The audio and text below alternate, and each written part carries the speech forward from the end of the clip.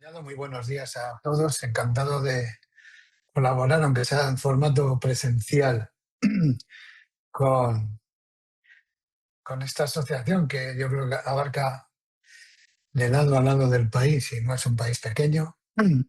Eh, me, me gusta colaborar siempre y en particular en Argentina. He estado bastantes veces a lo largo de mi vida en muchos eventos, casi siempre relacionados con tecnología, como hoy. Y mi relación con la retinosis y sus asociaciones ha sido siempre también muy grande, porque aunque mi enfermedad o mi síndrome no es el mismo, lo mío se llama síndrome de Peters, pero bueno, tiene bastantes cosas en común, entre otras la evolución del resto visual, que cambia mucho. Yo ya con 66 años ya casi solo es luz, y ha sido durante mucho tiempo. Pero vamos, tengo muchos amigos en asociaciones de retinosis y he compartido muchos buenos momentos y he trabajado mucho y sigo trabajando en tecnología que nos puede ayudar a todos, pero en particular la gente que vamos perdiendo agudeza visual de forma ah, progresiva o en muchos casos diferente, porque tenemos saltos y esas cosas. Cada persona que vemos un poco somos un mundo, no todo el mundo vemos igual y nosotros nos lo contamos unos a otros, pero es difícil hacerle comprender a la gente, ¿no? Porque cada uno es un caso, ¿no? Y entonces, sí, hay cosas comunes, pero hay cosas que no. Yo creo que hay, y no es porque os esté soltando un rollo así al principio, sino que yo creo que ahí estriba, o sea, eh, en que la tecnología cada vez más se pueda súper personalizar. Se hablaba hace muy pocos años de diseño universal, diseño para todos. Eh, y yo hace tiempo que he ido evolucionando, siempre he estado involucrado en investigación y desarrollo en tecnología para personas ciegas y otro tipo de personas de discapacidades. Pues se hablaba mucho de um, acceso universal. Deberíamos hablar un poquito más de diseño para todos y cada uno, porque la tecnología lo permite. Permite hacer personalizaciones casi, vamos, totalmente individuales. Bueno, lo que se me plantea, y me plantea Francisco, y acepto el reto, eh, con recuerdos a mi amiga Alicia, que fue a quien se le planteó en principio y no podía estar, Alicia de Ali Blue Box, acá en España, una gran difusora de tiflotecnología, y me pasaron el testigo a mí y me plantea Francisco, inteligencia artificial, usos, desafíos y perspectivas. Está muy bien. Yo saludo nuevamente a Francisco y os agradezco, pero es un reto un poco difícil, como siempre, porque en tecnología, que ahora todo está cambiando muchísimo, de repente se ha empezado a hablar de inteligencia artificial. Y yo os diría ya de entrada que no es nada nuevo, ni muchísimo menos. Lo que puede ir siendo nuevo es que la capacidad de proceso de las máquinas ahora es más grande, en muchos casos gracias a un consumo excesivo y grandísimo de electricidad, de agua y bueno, de recursos en general. Pero efectivamente ahora hay más recursos de los que podía haber, perdón, más proceso de máquina de lo que podía haber en los años 70, 60. Pero como concepto, por lo menos en la gente que hemos estado en temas de desarrollo, no es nada nuevo. La historia nos lleva, aunque sea a nivel público, a nivel de las cosas que podéis saber los usuarios, digamos, de a pie, el usuario que usa tecnología todos los días, pues no ha mucho que se hablaba de las competiciones de máquinas y ajedrecistas, eh, cuando se jugaba al Go, al juego este chino creo que es tan difícil de jugar y las máquinas iban superando. Había máquinas especializadas en hacer cositas y cada máquina hacía su cosa, o una máquina matemática hacía unas cuantas, pero no tantas como ahora. Ahora, con la capacidad de proceso, lo que nos ha traído esta eclosión de la inteligencia artificial que ahora tenemos hasta en las máquinas de barrer, en las aspiradoras, y ya nos dicen que nuestra lavadora, la máquina de lavar, tiene IA, pues ha sido lo que llaman el LM, los Large Language Models, los modelos de lenguaje, ¿no? Las máquinas han sido capaces de aprender cómo nos expresamos, más o menos, de construir frases como nosotros, bajan hasta el conocimiento que tienen almacenado y nos lo saben contar de una manera que nos parece, y lo es, ¿no? Humana, en el sentido de que construyen bien el lenguaje. Entonces eso ha cubierto una cosa por la que mucha gente hemos luchado siempre y ha costado mucho, que es que la tecnología sea facilísima de usar y que sea accesible a las personas. Que las personas no tengan que plantearse cómo voy a aprender yo a manejar esto, eh, y creándome una serie de estreses, es 4, es 5, creándome ansiedad en definitiva, ¿no? Porque hay mucha gente todavía que se te disculpe. No, es que, perdón, pero yo no soy tecnológica, yo no soy como tú, ni tienes que serlo. Yo me dedico a esto, tú no. Y vos podés, yo qué sé, eh, preguntarle a un chat GPT, pues, dónde está la capital de no sé qué, o cómo resolverías tú un problema de limpieza de una mancha de no sé qué, preguntárselo como si fuera un amigo, una persona, y él te va a contestar a máquina en lenguaje humano. Eso es muy importante. A mí me parece de las cosas más importantes que se han hecho, más allá de lo que después pueda hacer la inteligencia artificial, que no es más que lo que las máquinas han podido venir haciendo durante todos estos años, pero conjuntado, concentrado y habiendo facilitado eso, la interfaz de ida y vuelta, que se ha hecho una interfaz humana, ¿no? Mucho más humanizada. Yo recuerdo hace muy pocos años que la gente se quejaba, pues, por ejemplo, de cosas como el Alexa, todavía hoy Siri y demás. Yo trabajando con personas mayores, a lo mejor te decían, es que tú tienes que hablarle como ellas quieran que les hables. Y era cierto. Tú a Siri tenías que decirle, ah, pues, una serie de formas concretas. Y tú le decías, oye, Siri, es que me duele mucho la cabeza. ¿Me puedes recomendar algún medicamento? No sé qué estás diciendo. No podías, digamos, humanizar tu lenguaje. Tienes que preguntarle en sus reglas, ¿no? Incluso una persona me contaba, si es que Siri no reza el rosario, yo lo digo porque me haría compañía que lo hiciera, y no lo hacía, ¿no? Hoy por hoy las inteligencias lo harían, lo hacen, de hecho, y el propio Siri una vez, yo en mis conferencias lo ponía muchas veces como ejemplo, ¿veis? Hay gente que no les cubre porque hay gente, pues a lo mejor que reza el rosario todos los días y Siri, y Siri y Alexa no lo hace, ¿no?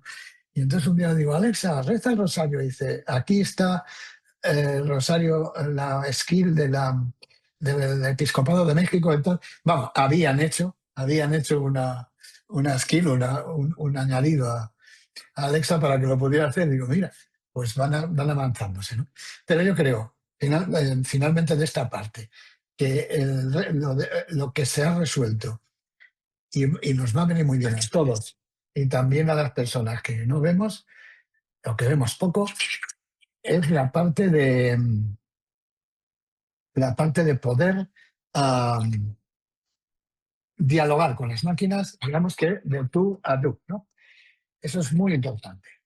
Entonces, ah, ¿qué tenemos ahora? Decíamos, eh, usos de ahora. Pues ahora que todo es IA, para la gente que no vemos, concentrándonos en lo nuestro, pues tendemos, habréis oído hablar de cosas como las Ray-Ban Meta, ¿no? Estas gafas que se llevan y que tienen inteligencia artificial, que están conectadas por Internet a la nube, a la nube de Meta en este caso, la gente que hace Facebook y demás, y nos pueden responder a una serie de cosas. Viene bien para, bueno, pues uno las lleva puestas y estás en cualquier sitio, que le pidas una descripción de paisaje o que te lea un pequeño cartel o que te lea una carta al restaurante o que te diga el color de una ropa, o si depende de tu grado de visión, ¿no? Yo lo uso mucho en la cocina, las latas acá en España al menos son todas casi iguales y te puedes beber una cerveza queriéndote beber una Coca-Cola o al revés. Entonces, bueno, lo uso mucho para eso y también para las fechas de caducidad de los alimentos, ¿no? Que siempre suelen estar escritas en letra muy pequeña y y un poco mal porque lo hacen con tinta especial, se hace después de todo el proceso. Entonces, no había muchas inteligencias que lo leyeran bien. Bueno, estas gafas y otras cosas, sí. Hay otra cosa que se llama Ally, de aliado, que hace la empresa, si a algunos les sonará a lo mejor la empresa Envision, que tienen unas gafas también.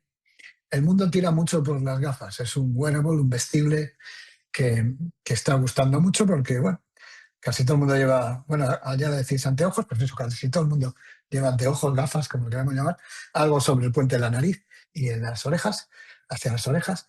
Y ahí, claro, se puede colocar muy bien cámaras y se pueden colocar muy bien bocinas para que por el aire, sin taparnos la audición, que para las personas ciegas o medio videntes, aunque un poco resto visual, es fundamental que no nos obstruyan ese canal, el canal auditivo, para que podamos seguir oyendo nuestros alrededores. Pues esto en los anteojos y en las gafas se cumple. Y se cumple muy bien. Entonces las gafas de Envision también tienen inteligencia artificial y ahora han hecho unas nuevas que se llaman Solos, que, que van conectadas a una aplicación y que se llama Ally, de aliado, y que es la aplicación la que hace todo el trabajo de nube, de consultar el tiempo, de leer, de descripción de paisajes, de colores, incluso llegando a cosas como decir si una ropa, una prenda conjunta con otra, etcétera, etcétera. Tenemos Be My Eyes, esto es lo que tenemos en el presente, es una fundación de Estados Unidos muy antigua, bastante antigua, con el principio muy interesante de que cuando los teléfonos empezaron a tener cámaras, los teléfonos eran capaces de transmitir vídeo a otras personas. Entonces, ¿por qué no se podía transmitir a voluntarios, personas ciegas o deficientes visuales, a voluntarios, para que le resolvieran cosas, gente que estaba sola? Y ahí salió Be My Eye, que es semi-ojo, semi-ojo, y entonces se conectaba con voluntarios y se les preguntaba cosas. Bueno, ahí han metido ahora inteligencia artificial y la aplicación es capaz de decir bastantes cosas. A mí el otro día me consiguió leer números muy pequeños de unas piezas que yo no veía, y mi pareja tampoco, que ve, pero ya es mayor, no ve suficiente, y no veía aquellos números tan pequeños, y bueno, pues lo conseguí. Estas cosas, todos habréis oído hablar de ellas. En movilidad tenemos un aparato, lo cito como ejemplo, que se llama Glide. En Europa ha dejado de existir, pero no sabemos por qué, lo han retrasado. Se hace en Estados Unidos, que es como una especie de andadorcito, unas ruedas y un palo, un mango, que nos va guiando y por inteligencia artificial también nos va diciendo los obstáculos que hay, se aparta de ellos, se para en los cruces. Bueno, yo iba a probarlo acá en España, pero no sé qué desavenencia han tenido con la Unión Europea o sus cambios de planes y nos han dejado de lado de momento. ¿Recordad los Glide, Glide? Por ahí anda. Y ese se orienta más en la movilidad. Yo creo que la gente con baja visión o visión nula tenemos ahora muy poco más, porque se está produciendo un fenómeno. Siempre ha habido una eclosión muy rápida de lo que es la inteligencia artificial, pero la gente, los que estamos en esto del diseño o el usuario final, no estamos involucrados en ello, como pasa muchas veces. Y no es echarnos la culpa, es que ocurre simplemente y ya está, ¿no? Entonces, ocurre como un fenómeno, yo creo, natural, humano, ¿no? Entonces, ¿qué pasa? Que la gente se dedica a hacer cosas para nosotros sin preguntarnos a nosotros. Con lo cual, las pocas cosas que se hacen, en este caso, o sea, Meta Ray-Ban no se planteó jamás hacer nada para personas ciegas. Se planteó hacer unas gafas que pudieran transmitir stories en Facebook y demás. Y bueno, de paso le metieron inteligencia artificial y dice, pues qué bien, le preguntas, estás delante de la Torre Eiffel y preguntas y te cuenta lo que es y tal. Y claro, las personas ciegas empezamos a aprovecharlo de, que esto hace más, es que es capaz de no sé qué. Entonces ya se fijaron, sí, hay personas ciegas, bueno, igual se puede hacer algo, pero no conocen y no se ha pensado cuáles son nuestras necesidades de verdad. En, en las otras como Alay o Tolos, pues sí, ahí sí, son cosas que están hechas pensadas en usuarios ciegos, pero la mayoría de las cosas no. Entonces, estamos ahí, estamos en que no, eh, hay mucha inteligencia artificial, pero pocas personas ciegas o deficientes visuales participando. Entonces, en los desafíos, yo lo que tengo en esta parte de desafíos es que no volvamos a hacer lo de siempre, no lo repitamos y que estemos ahí mm, intentando que las tecnologías, las casas que hacen tecnología, las empresas, piensen en nosotros. Bien denunciando lo que ocurre cuando no funciona algo, bien ah, pues, utilizando sus canales para pedirles cosas. Por ejemplo, acá en España hay muchísimos grupos de gente que nos quejamos de cosas que funcionan mal en Apple y tal. Y es muy bonito quejarse que esto no funciona y tal. Yo siempre les digo a la gente, si es que hay un canal para ir diciéndole a Apple lo que pasa. A veces se arreglarán las cosas, otras no, pero si no lo saben y si no estamos nosotros detrás, difícilmente se va a hacer. Entonces nosotros deberíamos ser partícipes de nuestra propia tecnología. Eso no exige que seamos ingenieros en telecomunicaciones y sepamos lo que se puede hacer con una inteligencia artificial determinada o con una inteligencia artificial visual, pero sí significa que sabemos lo que queremos. Y entonces sabemos empresas que están prometiendo que lo pueden hacer todo. Y dicen, pues esto también. Ah, pero es que esto no es útil o no lo habíamos pensado. No, no es útil a usted, pero a un número bastante importante de personas con deficiencia visual, sí, fíjese. Ah, bueno, y a lo mejor lo implementan. Es decir, que participemos. El futuro, por entrar un poco en futuro, que el futuro aquí es presente porque la tecnología cada día está cambiando. Yo no tengo más esperanza en la inteligencia artificial que en otras tecnologías. Lo que sí que está ocurriendo es que va mucho más rápido y que los usuarios sí que estamos aprendiendo todo esto que he dicho yo un poco y sí estamos intentando participar más de las decisiones de las grandes empresas. Y el futuro está en que lo que nos sirve a nosotros, perdón, lo que sirve a la gente, al común de la gente, tenga los sesgos que tiene que tener para que nos sirva a los pacientes, como ha dicho aquí alguien, y nos llegue y nos sea accesible. Bueno, accesibilidad, sabes que tenemos ahí dos o tres o cinco acepciones de la palabra. Al menos en España, los días cuando hablamos de accesibilidad, las personas ciegas, hablamos de lo nuestro y no más, ¿no? Y yo siempre les cuento el ejemplo de un jefe que yo tuve que, que andaba en silla de ruedas y, y un día ah, contaba, estaba contándome que había quedado con una amiga y dice, fíjate qué cosa más, eso me pasó, quedé con una amiga en un restaurante y le pregunté, oye, ¿el restaurante es accesible? Y me dice ella, sí, sí, el menú cuesta unos 10 euros. Claro, para él accesible era que pudiera pasar con la silla de ruedas y para ella accesible era que no era caro, ¿no? Que era barato. Para nosotros las personas ciegas muchas veces la accesibilidad es que se solucione lo nuestro, pero esta persona que ha escrito ha hecho accesible, imagino que se referiría a poderla manejar, ¿no? Y si es también al precio, pues efectivamente también, pero entonces tenemos que aspirar a precios exactamente al menos iguales que los que tiene la gente. Si no, nos encontraremos también en cosas como el braille, que yo estoy utilizando ahora para leer un guioncito que me había hecho para no olvidarme ningún punto. Eh, pero que sigue siendo carísimo porque la tecnología para mover puntos que utilizamos algunas personas que ya casi no vemos para leer braille, no se utiliza en casi ninguna otra cosa de la industria y por tanto es muy cara de producir porque se produce poca.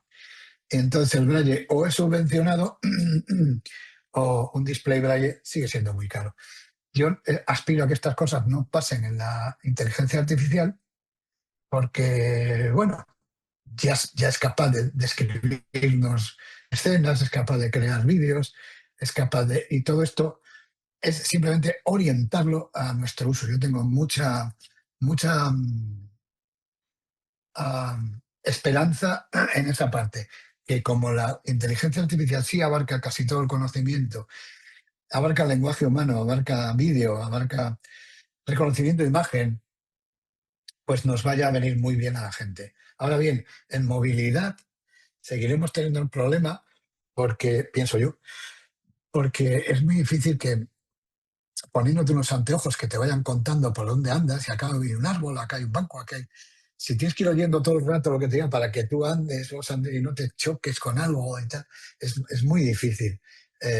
Yo tengo mucha más esperanza y eso sí que está todavía muy en ciernes y a lo mejor algún día lo hablaremos en alguna de estas conferencias, la comunicación directa entre hombre, máquina, vía cerebro, el brain to computer interface que llaman, y que haría que tuviéramos una especie de simulación en la que pensamos, ostras, aquí delante hay un póster, o sea, me tengo que mover un poco a la izquierda, pero que no nos lo estuviera diciendo nadie, ¿no? Que fueran ya sensaciones simuladas, ¿no? O sensaciones artificiales.